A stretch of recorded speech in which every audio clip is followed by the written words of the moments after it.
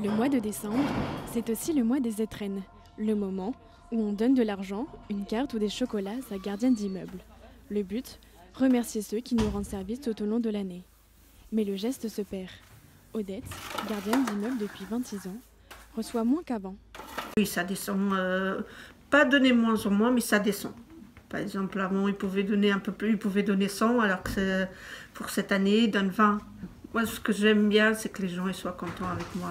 S'ils me donnent même, voilà, justement, une plante, pour moi, ça veut dire qu'ils m'apprécient. Si on donne moins, c'est que la tradition se perd. Peu de gens connaissent cette pratique. Non, j'avais jamais entendu parler. Je savais même pas ce que ça voulait dire. Alors j'en ai jamais entendu parler, non. Du terme en tout cas. Mais cela est également dû au pouvoir d'achat. Traditionnellement, les dons s'élevaient entre 5 et 10% du loyer. Aujourd'hui, ils se situent entre 30 et 70 euros. Les causes, c'est la générosité des gens qui ont changé, les mentalités aussi. Certainement cause financière.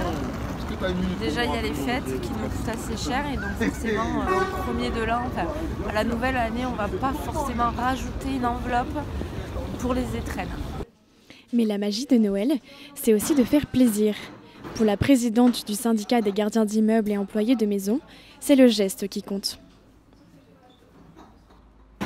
Ça fait plaisir et ça fait, comment vous dire, une reconnaissance par rapport à toute l'année ce qu'on fait pour les gens aussi. C'est une reconnaissance quand même d'apprécier le gardien. Mais vous pouvez également donner aux éboueurs, pompiers ou facteurs.